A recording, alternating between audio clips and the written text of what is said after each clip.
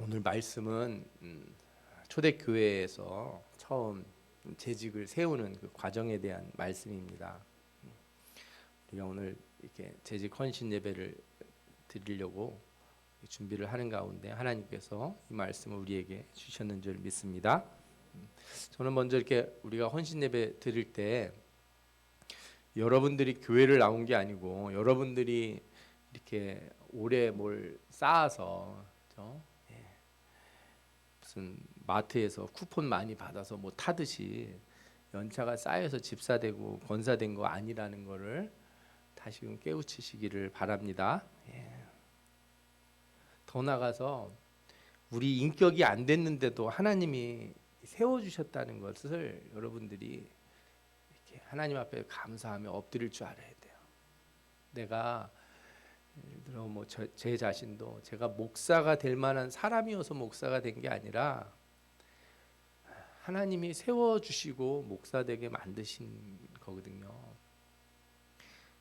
여러분들도 마찬가지예요. 내가 권사 자격이 있고 집사 자격이 있어서 된 게 아니라 하나님이 나를 먼저 세워주시고 나를 변화시켜 주신다. 이거를 믿으시고 그래서 하나님이 나를 인도하시고 순종하라고 하실 때 엎드려 순종하는 여러분들 되시기 바랍니다. 여러분들을 그리스도의 몸의 지체로 부르셨으니까 그 부르심에 합당한 열매를 하나님께서 반드시 여러분들 통해서 이뤄주실 줄 믿습니다. 우리가 교회 이렇게 보면은 여러 직제가 있는데 원래 이 직제는 상하를 구분하는 것이 아니에요. 기능적 차이만 있는 거죠. 지금도 마찬가지입니다. 단지 교회 질서를 바로 세우기 위해서 최소한으로 우리에게 그런 체계들이 있는 것뿐이에요. 세상 사람들은 제가 목사 됐다 그랬더니 야, 너 사장 된 거네 이렇게 얘기하더라고요. 참 제가 그래서 그랬어요. 그래 내가 사장 됐는데 넌 내가 사장 됐으면 좀 와서 얼굴이라도 한번 디밀어야 되는 거 아니냐. 친구가 가게를 열어도 와서 밥 한 그릇 먹고 가는데 너 좀 와봐라 그랬더니 당황해 하더라고요. 목사, 장로, 집사, 교사 뭐 여러 직분이 있지만 이런 거는 이제 그런 뭐 사장, 이사 이런 게 아니고 우리가 얼마나 하나님 앞에 헌신하고자 하는지 그것을 나타내는 거예요. 특별히 성경에는 권사라고 하는 직분이 없어요. 우리 교회 권사님들이 많이 계시는데 권사라고 하는 직책은 원래 감리교 창시자 존 웨슬레에게서 시작했다 이렇게 알려져 있어요. 그런데 한국 선교 과정에서 이 장로교회가 이 직분을 여자 성도들에게 주기로 결정하면서 장로교 안에 자연스럽게 들어왔다 이렇게 알려져 있습니다. 물론 어떤 사람들은 직분은 원래 안수를 주는 게 진짜 직분이지 안수 안 받는 직분들 예를 들어 서리집사는 1년에 이렇게 매년 첫 주에 제가 이렇게 임명을 다시 하지 않습니까? 그런 서리집사는 직분이 아니다 이렇게 생각하는데 글쎄요 제 생각에는 뭐 꼭 그렇게 생각할 필요는 없다 이렇게 말씀드려요. 아까도 말씀드렸죠. 물로 세례를 받기 전에 성령 세례 받는 사람도 있는 것이고 직분은 집사지만 권사나 장로보다 더 열심으로 하나님 일을 하는 사람도 있기 때문에 그런 타이틀, 외적인 타이틀에 너무 신경 쓰지 않았으면 좋겠습니다. 더 나아가 우리 한국 교회 특히 우리 백석교단에서는 여성에게도 목사 안수를 줍니다. 그런데 여성 장로가 없다는 것, 또 여성 권사를 임명할 때 안수를 주지 않는다는 것은 제가 보기에는 이렇게 공평한 원리에 어긋난다고 생각이 들어요. 그렇다고 제가 총회에서 결정도 안 났는데 제가 막 안수 줘서 세우면 그것도 하나님의 교회의 규율을 깨는 거기 때문에 그러지는 않을 거고 앞으로 총회와 노회 또 신학교에서 이 문제들을 잘 해결하리라고 저는 생각이 들고 그것이 결정될 때까지 우리가 기다리면 될 것 같습니다. 저는 여러분들이 다 귀한 장로의 직분, 안수를 받은 하늘나라에서도 인정받을 수 있는 이런 직분자들이 되시기를 축원합니다. 아멘. 오늘은 말씀을 통해서 먼저 직분자들을 교회에서 세울 때 어떤 걸 가장 중요하게 봤는가 이걸 여러분들하고 좀 나눠보려고 해요. 초대교회 때는 사람들이 많이 모였는데 사실은 그 교회에 가장 큰 일이 뭐였냐? 밥 먹는 거였어요. 밥 먹는 거. 저희도 점심에 식사를 했지만 사실 교회가 제일 화목한 분위기가 언제 나오냐?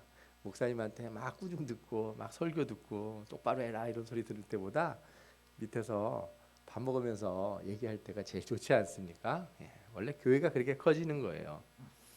저도 예전에 그 집이 좀 어려웠을 때죠. 교회에서 산 적이 있어요. 몇 달 동안.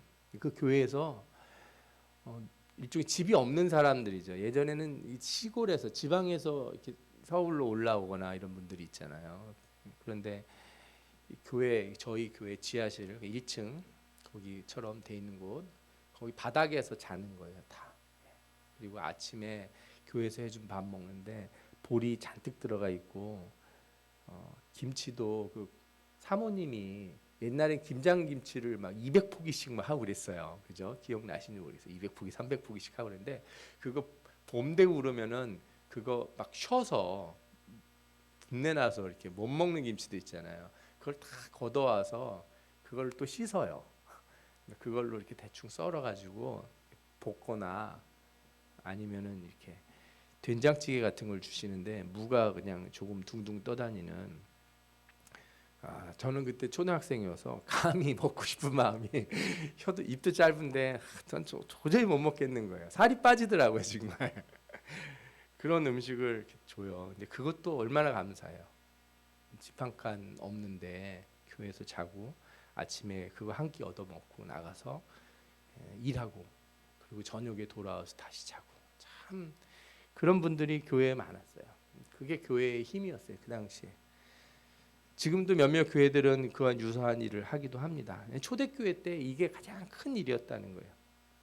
그런데 그 봉사 활동을 하면서 잡음이 생겼어요. 무슨 잡음이 생겼냐면 이 예수님이 이제 십자가에 달려 죽으시고 부활하시고 승천하실 그때가 6월절이었는데 6월절이면 전 세계 유대인들이 다 모여요. 그리고 성령이 언제 내렸냐면 오순절 때 내렸잖아요. 그러니까 무슨 일이 생겼냐면 이 유대인들 그 히브리파 유대인이라고 그 본토에 사는 유대인 말고 저 외국에 있다가 들어온 유대인들이 예수님 믿게 된 거예요. 고향을 안 돌아가고 교회에 머무르려고 한 거예요. 그런데 히브리파 유대인들과 헬라파 유대인들이 섞여 있는데 여러분들은 이제 쉽게 이렇게 생각하면 돼요.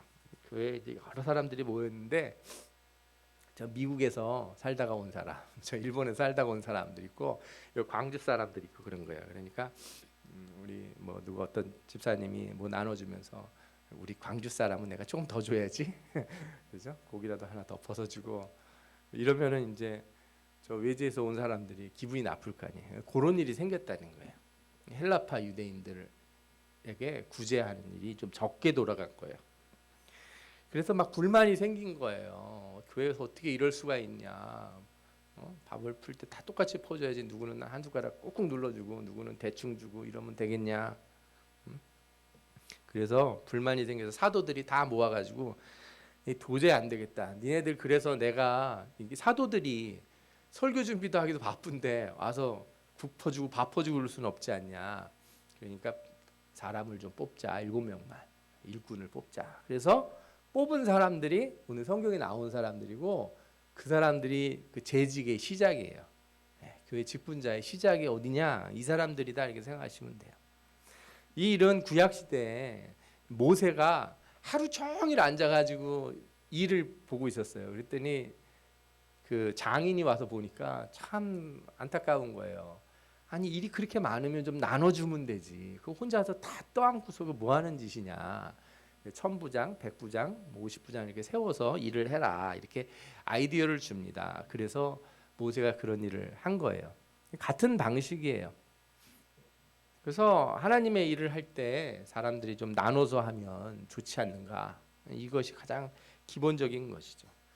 그래서 사도들이 이제 사람을 뽑을 때 조건이 있었어요. 사도행전 1장에도 보면 이 가룟 유다 죽은 걸 대신해서 뽑을 때도 기준이 있었잖아요. 똑같이 일꾼을 뽑을 때 기준을 제시합니다. 뭐라고 그러는지 6장 3절에서 4절을 보겠습니다. 형제들아 너희 가운데서 성령과 지혜가 충만하여 칭찬받는 사람 7을 택하라.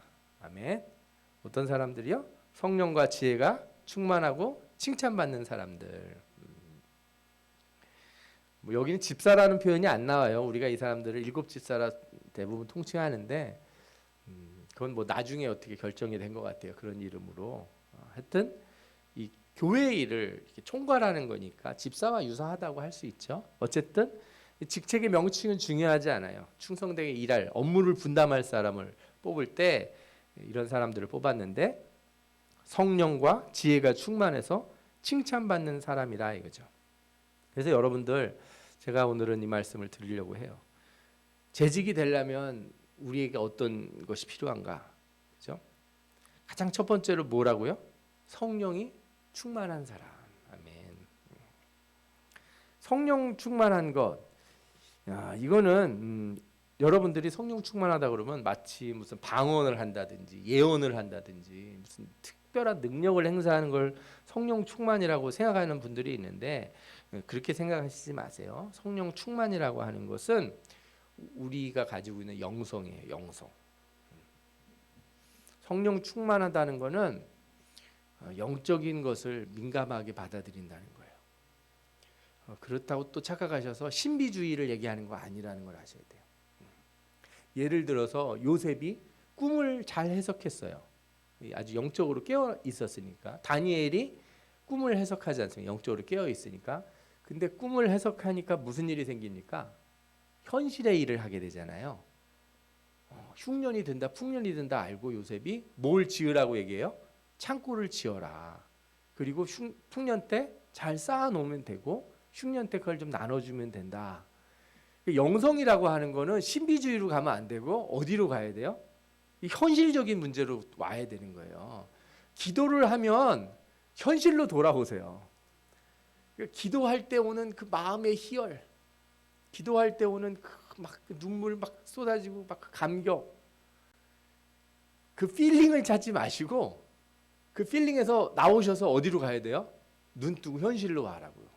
현실로 눈 뜨고 또 오면은 내 속을 확 뒤집는 사람들이 주변에 있잖아요. 그 사람들을 껴안는 게 영성이에요. 그 사람들을 피해서 산속으로 돌아가서 기도만 하고 영적 체험만 가지려고 하는 게 영성이 아니고 나와서 내 속 뒤집는 사람들을 껴안는 게 그게 영성이다. 성령 충만한 사람은 거기에 있는 거예요. 내가 성령이 충만하면 사람들이 착각해요. 내가 성령 충만하니까 사람들이 다 죄가 보이고 더러운 인간들, 저 속된 인간들, 내가 너희들하고는 상종도 하지 않으리라 이렇게 하면 성령 충만한 게 아니고 성령 충만한 사람들이 죄를 덮어주고 안아주고 용서해주고, 그죠? 그게 성령 충만이거든요. 여러분들에게 이런 성령 충만함이 있으시길 바랍니다. 이 성령 충만이 이루어질 때 여러분들이 그걸 확인하는 방법이 있어요. 그냥 막 내가 방언을 얼마나 잘하냐, 내가 40일 금식 기도를 했다, 이게 성령 충만의 증거가 아니고 성령 충만은 아까 말씀드린 대로 현실로 나가서 실천하는 모습에서 알 수 있어요. 그러니까 내가 기도를 엄청 했는데 돌아와서 집을 딱 보니까 애들이 그냥 집은 다 어지러 놓고 그냥 밥 해놓고 갔는데도 라면만 끓여 먹고 승질이 팍 나가지고 이 자식들 등짝을 탁 때리는 순간 나는 성령 충만이 안 된 사람인 거예요. 쉽게 말하면 그런다는 게 그런 거. 무슨 뜻인지 이해가 되시죠? 예. 성령 충만하는 건 내가 기도하고 왔는데 내 속을 뒤집는 사람들이 있을 때 내가 이렇게 안아줄 수 있다는 것 자체에서 내가 성령 충만 받아서 왔구나. 그걸 할 때 아는 거예요. 그걸 할 때 내가 실천할 때 아는 거예요. 무슨 성령 충만이 이렇게 배터리 표시 나는 것으로 머리 뜨는 게 아니라고 그랬잖아요. 여러분들이 그래서 내가 얼마나 말씀에 순종하는지, 내 의지와 달리 내 마음에 오는 하나님의 소리를 내가 얼마나 듣고 엎드리는지, 여기서 자신의 성령 충만함을 깨달으시기 바랍니다. 만약에 그래서 기도하고 왔는데 속이 뒤집어진다면 다시 기도하세요. 주님, 저는 이렇게 안 됩니까? 아무리 하려고 해도 이렇게 잘 안 되네요. 그러다 보면 여러분들이 성령 충만해 주실 줄 믿습니다. 온전한 순종으로 성령 충만함으로 나아가시는 여러분들 되시기 바랍니다. 예. 두 번째로 일꾼에게 필요한 자질이 뭐냐? 지혜가 충만해야 된다 그랬어요. 지혜라는 건 일을 잘하는 능력이에요. 예. 사실 저는 걱정이 많습니다. 저는 소위 말하는 곰손이에요, 곰손. 손재주가 너무 없어요. 저희 아들들은 저보다 더해. 어저께 여기 이게 틀이 이런 거 다 치우는데 넷이 모였는데 진짜 가관도 아니에요. 뭐 하나 드는데 막 이러고 들어요, 전부. 주여, 이거 유튜브에 나가는데 이거 참 목사가 일 못한다는 소리 알려주면 안 되는데. 저희 형님 목사님은 너무 일을 잘하세요. 꼼꼼하게 정말 청소 하나를 해도 저는 그건 놔두고 그냥 넘어가 될 것 같은데 저분은 아주 깨끗하게 해요. 이 일을 잘하는 능력 이건 어디서 나오냐? 하나님이 주신 지혜에서 나온다고 생각해요. 그러나 저는 이 지혜라는 게 이렇게 뭐 이런 요령을 잘 아는 것만이라 그러면 저는 진짜 지혜 없는 사람이겠죠. 근데 저는 거기에 한 가지 더 중요한 게 있다고 생각해요. 성경에서 지혜를 얘기할 때 항상 하시는 말씀이 있어요. 여호와를 경외하는 것이 지혜의 근본이요. 아멘. 이게 무슨 얘기냐면 하나님 무서운 줄 알고 살으라는 거예요. 지혜로운 사람은 거기서 나오는 거예요. 요령 잘 피우는 사람들 중에 이렇게 눈치를 잘 보는 사람이 있어요. 하나님 눈치 아주 기가 막히게 와서 요 정도는 내가 이런 거가 지혜가 아니고 항상 하나님을 두려워하는 것. 일 잘하는 사람, 저 꼼꼼하게 잘하는 사람, 마무리 잘하는 사람, 성실하게 하는 사람 다 좋습니다. 제발 부탁인데 하나님 무서운 줄 알고 하십시오. 좀 일 못해도 돼요. 좀 어설퍼도 돼요. 그런데 이상하게 사람 보는 거는 그렇게 겁을 내면서 하나님 보는 거는 겁을 안 내요. 사람 눈 들어오는 거는 엄청 신경 써서 하면서 하나님이 보신다고 그러면 대충 하는, 그건 도대체 뭐예요? 그건 지혜가 아니잖아요. 그건 세상 요령이라고요. 베드로전서 5장 2절에 보면은 너희 중에 하나님의 약물을 치되 억지로 하지 말고 하나님의 뜻을 따라 지원함으로 하며 더러운 이득을 위하여 하지 말라, 이런 말씀이 나와요. 여기 자원으로 하고 이득을 위하여 하지 말라는 뜻이 뭐냐면은 사람 눈치를 보니까, 그죠? 내가 뭔가 좀 나아지는, 뭔가 드러나는 걸 그렇게 좋아해요. 하나님 보는 앞에서 내가 드러나야 되는데 사람 보는 앞에서 드러나려고 하는 거. 이 이득을 얻는다는 게 꼭 돈 이런 거 생긴다는 문제가 아니에요. 아무도 안 알아주는 일은 사실 정말 하기 싫어해요, 사람들이.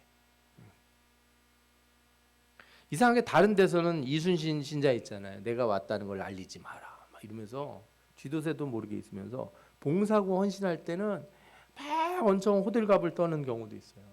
왜? 나 좀 하는 거 알아달라는 거죠. 우리 유치원에서 애들 보면 그럴 때 있잖아요. 애는 별거 아닌데 선생님 저 이거 했어요 하면서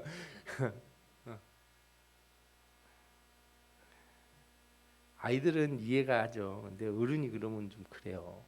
재직이 그러면 안 돼요. 여러분, 봉사는 쥐도새도 모르게 하시기 바랍니다. 아멘. 봉사는 쥐도새도 모르게, 오른손이 하는 거 왼손이 모르게, 대신에 하나님이 보시는 거 믿고 하시기 바랍니다. 하나님이 보시는 거. 사람들이 안 봐줬으면 좋겠어. 내가 착한 일 하는 거. 누구만 봤으면 좋겠어? 하나님만 봤으면 좋겠어. 내가 착한 일 한 거 남들이 아무도 몰랐으면 좋겠어. 오직 누구만 아셨으면 좋겠어요? 하나님만 아셨으면 좋겠어. 그런 사람들이 교회에 좋은 재직이 되고 주님의 충성된 일꾼이 될 줄 믿습니다. 아멘. 세 번째로 칭찬받는 사람들이 교회 일꾼이 돼야 돼요. 칭찬받는 사람들이라는 건 세상의 평가 아니겠습니까? 사람들 평가예요. 교회 직분자가 좋은 평판을 가져야겠죠. 저는 예수 믿고 오랜 신앙생활을 했는데도 평판이 안 좋은 사람들이 있다는데 정말 아쉬워요. 저는 그래서 이게 우리가 가져야 될 가장 큰 과제라고 생각해요. 예수 믿었는데 끊지 못하고, 예수 믿었는데 달라지지 않는 거. 아마 이런 거 비슷한 것 같아요. 제가 목사가 되었는데도 저 라면을 계속 좋아해서 끓여 먹어요. 여러분들 아시잖아요. 제가 약간 초등 입맛 가지고 있는 거. 오죽하면 예전에 우리 저기 학생 중에 하나가 그때 제가 집사였는데 제가 뭐 좋아하는지 아냐 그랬더니 라면, 고추 참치 뭐 이런 거 좋아한다고. 참. 목사가 돼도 입맛이 안 달라질 수 있어요. 예, 맞습니다. 근데 입맛은 괜찮은데 성격이나 가치관 이건 좀 달라져야 되지 않겠습니까? 좋아해도 안 해야 되는 게 있잖아요. 예수 믿고 여러분들은 성품이 바뀌었습니까? 오래간만에 만난 옛날 동창이 너 사람이 완전히 달라졌다 얘 뭐 이런 소리 들어보셨어요? 어? 명절에 친척들이 올라와서 어이구 사람이 싹 달라졌냐 이렇게 얘기 들어보신 적 있냐고요? 아니면 아이고 개벌은 뭐 누구 주나 뭐 그러면서 권사가 되든 뭐가 되든 맨날 똑같지 뭐 더하면 더하지 사람이 바뀌는 거 못 봤어 이런 소리 들으시면 어떻게 되겠습니까?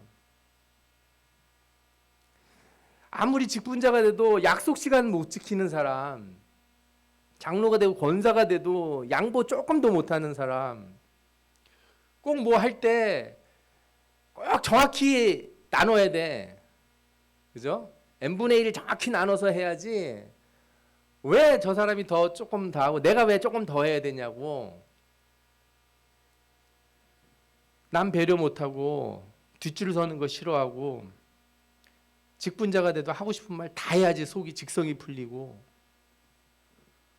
그러면 어떻게 칭찬을 받아요? 뭘로 칭찬받으실 건데요? 기도 많이 하고 예배 잘 드리는 걸로 칭찬받고 싶으세요? 아니요. 그거는 세상에서 나가서 잘 하나님 뜻대로 살고 열매 맺고 살라고 하는 거예요. 아멘? 네. 그게 중요한 거예요. 그게 중요한 거예요. 학교에서 영어 성적 100점 맞으면 뭐예요? 외국인 만나서 한마디도 말 못하면 소용없는 거 똑같은 거예요. 그럼 우리가 그런 교육 다 잘못된 교육이라고 그러잖아요. 쓸모없는 교육이었다. 여러분도 똑같은 거예요. 예배는 안 빠지고 드리고 막 불러불러 손 들고 기도하고 눈물 콧물 흘리고 나가서 있는 승질 없는 승질 다 내고 응? 네가 이기나 내가 이기나 한번 해보자 하고 살면 그럼 뭘로 칭찬을 받겠냐 이거예요. 여러분들에게 한 가지 말씀드리고 싶은 건 성품의 변화는 긴 싸움이에요. 긴 싸움이라는 거예요.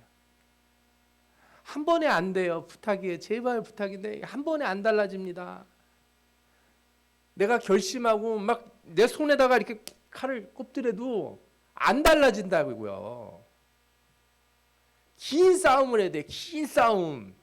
장기전이에요. 장기전. 그러니까 지금 만약에 20대 우리 학생들을 청년들은 내가 60살 됐을 때 내 얼굴이 어떻게 바뀔 건지 생각하고 생을 살아야 되는 거예요. 오늘 심고 오늘 먹으려고 하지 말고 콩나물 신앙 갖지 마시고 먼 미래를 보고 내 인격을 고쳐나가라고요. 집사 권사가 됐으면 갑자기 안 바뀐단 말이에요. 저도 처음에 여기 예전에 안수 집사 받을 때 여기서 받았잖아요. 우리 교회에서. 고민을 많이 했어요. 사업하고 그러면서 인생이 별로 달라지지 않았는데 교회에서 안수 집사를 하라고 그러니 뭐 감사한데 참 별의별 마음 생각이 다 들더라고요. 저는 이렇게 안수를 딱 받을 때 하늘에서 비둘기 같은 성령이 내려서 내 사랑하는 아들아 뭐 이렇게 하면서 뭐 변화될 줄 알았어요. 변화는 무슨 변화예요. 목사 안수 받을 때도 마찬가지예요. 목사 안수 받으면 하늘에서 막 번개가 치고 막 지진이 나면서 드디어 구성호 목사 되다 하면서 막 하나님의 역사가 날 줄 알았는데 웬걸요. 와서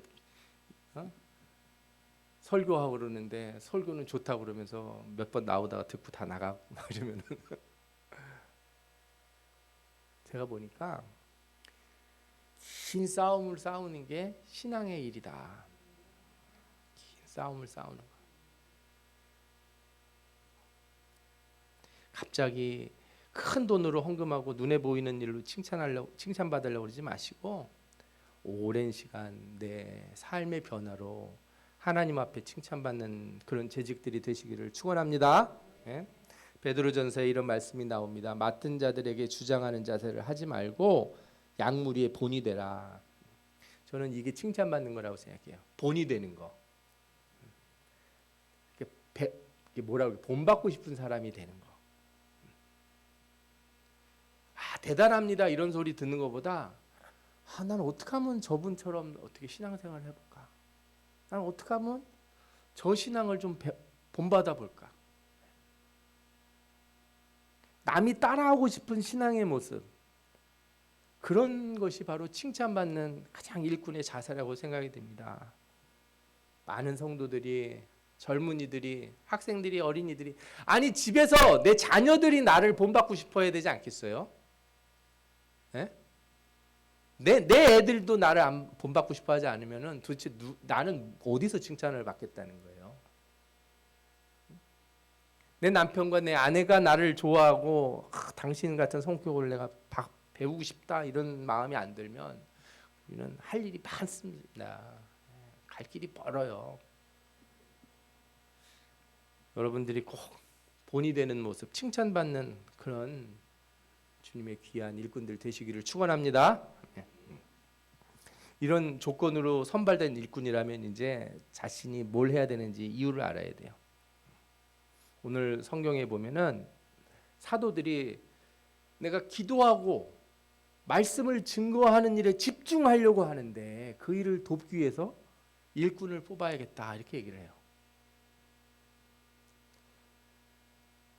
예를 들어서 작은 교회에서는 오늘 보셨잖아요. 우리 구성 목사님이 찬송하고 올 때가 너무 좋아요. 저는 제가 좀 뭘 준비를 할 수 있어요. 앞에서 나가서 기타도 치다가 뭐도 하다가 막 이러고 있으면은 제가 스위스 맞는 칼도 아니고 또 맞는 칼이 뭐 기능이 다 좋으면 모를까, 그죠? 뭐 하나 이렇게 잔뜩 들어있긴 한데 쓸만한 게 없어요. 그럴 때가 있잖아요. 하나만 잘하면 되는데 맞는 칼이 아무리 있으면 뭐합니까? 옆에 전동톱이 있으면 전동톱 쓰는 게 낫고, 드릴 있으면 드릴 쓰는 게 낫고, 망치 있으면 망치 쓰는 게 낫고, 톱이 있으면 톱 쓰는 게 낫죠. 왜 한 가지로 다 하는 걸 이렇게 원하냐 이거죠. 목회자가 성경의 말씀에 기도에 집중할 수 있도록 도와주시는 분이 여러분이에요. 제가 다른 거를 신경 안 쓰게 만들어주면 저는 더 열심히 성경 보고 더 열심히 기도하고 더 연구해서 그 복음 전하는 일에 최선을 다하겠습니다. 안 그러면 제가 다 하는 거죠. 기타도 치고 뭐도 하고 애들도 가리키고. 여러분들, 제가 여러분들이 뭘 하는 걸 막은 적이 없어요. 제가 말씀드리잖아요. 우리 교회는 손 들고 하시는 거 전혀 제가 그러지 않는다. 부탁인데. 근데 막 이렇게 옆구리 찔러가지고 막 하는 것도 제 성격상 좀 어려워요. 저는 여러분들이 지금까지 교회에서 하신 일들을 너무 잘 알고 있습니다. 충성을 다하셨어요. 앞으로도 더 잘해 주실 거라고 믿어요. 그건 저를 위해서도 아니고 하나님의 나라를 위해서, 주님을 위해서 하시는 거라는 거 제가 믿습니다. 이제는 좀 더 세분화하고 전문화된 그런 사역들을 했으면 좋겠어요. 이렇게 임명을 해놨는데 우습게 생각하고 아침에 오라고 그랬는데 오지도 않고 하는 선생님들은 혼나야 돼. 그래서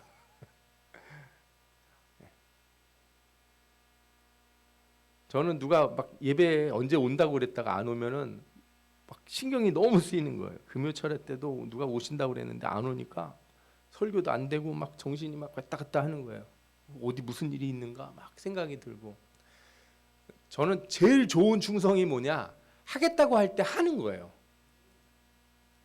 아멘? 예. 내 그거 하겠습니다 하는 거를 쭉 하시는 거예요. 성실하게 하면 제가 아무 말 안 할 때 그분은 제일 칭찬받는 거예요. 저는 칭찬을 안 하려고 하죠. 왜? 하나님이 칭찬하라고. 봐도 못 본 척해요. 사람 보는 데서 안 하고 하나님 보시는 데서 하신 분이 되게 만들려고. 뭘 하시는데 너무 감사하네. 참 모른 척하고 딱 있어요. 여러분들이 그래서 이 일을 맡아서 할 때 내가 주인이 돼서 목사님 제가 이거는 정말 해보겠습니다. 이럴 때 저는 더 좋은 재직이 될 수 있지 않을까 이렇게 생각을 해요. 교회라고 하는 것이 목회자가 운영하는 종교 서비스 기관이 아닙니다. 제가 주인이고 여러분들은 서비스 받으러 온 분들이 아니에요. 여러분들이 다 주인이에요. 손님은 구경하고 즐기다 가겠지만 주인은 어떻게 해요? 손님 다 갈 때까지 끝까지 남아서 하는 거예요. 그게 주인이에요. 재직이 주인이라고요. 아멘. 예.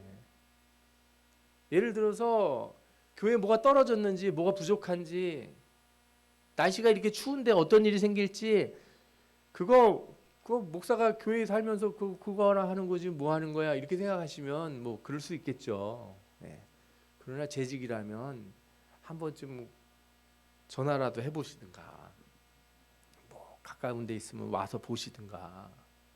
그렇죠? 이게 우리가 주인으로서 재직으로서 하는 일들입니다. 사실 어느 때는 이렇게 쑥스러울 때가 있는 것 같아요. 여러분들이 전 그런 모습이 있는 것 같아요. 예를 들어서 재직이 뭐 예배에 좀 빠지게 되거나 어디 가야 되거나 그러면은 전화를 해서 목사님한테 말하기가 쑥스럽잖아요. 쑥스럽죠. 예. 저라도 쑥스러울 거예요. 그런데 괜찮습니다. 예. 그걸 왜 주인이잖아. 예. 내가 어느 때 뭘 하겠습니다 하는 것도 마찬가지예요. 다. 나한테 누가 시켜서 억지로 하는 것처럼 하지 말고 주인으로서 서로 섬긴다면 우리는 이 교회를 바로 세워 나갈 줄 믿습니다. 아멘. 여러분 올 한 해 우리 교회 표가 보이시죠? 먼저 제자가 된 사람이 다른 사람을 제자로 만들 수 있어요. 내가 먼저 제자가 돼야 뭘 하죠. 나는 하나도 안 돼놓고서 남 보고 예수 믿으라고 하고 나는 안 바뀌어놓고 남 보고 하라고 그러고 나는 봉사 하나 하지 못하고 나는 제대로 하지 못하면서 사람들이 어떻게 그냥 자기 생각만 하고 사냐고 잃어버리면은 그때는 어려운 상황이 될 거예요. 작은 교회일수록 이 배하고 비슷해서요. 작은 배는 노젓는 사람들이 같이 잘 저어야 배가 잘 가요. 한 사람이 쉬면 배가 옆으로 이렇게 틀어집니다. 큰 배, 항공모함 같은 배는 저 배 귀퉁이에서 자고 있어도 몰라요. 배 잘 갑니다. 왜? 배가 워낙에 크니까. 이렇게 얻어가는 일을 삶을 살 수 있어요. 작은 교회가 그게 어렵긴 하지만 그래서 또 좋지 않습니까? 왜? 내가 노젓는 것만큼 배가 움직이잖아요. 얼마나 감사해요. 내가 봉사하고 헌신하는 것만큼 교회가 변하는 거 보이잖아요. 내가 노력하는 것만큼 하나님이 복을 주시고 은혜를 주시는 걸 날마다 체험할 수 있지 않습니까? 얼마나 감사해요.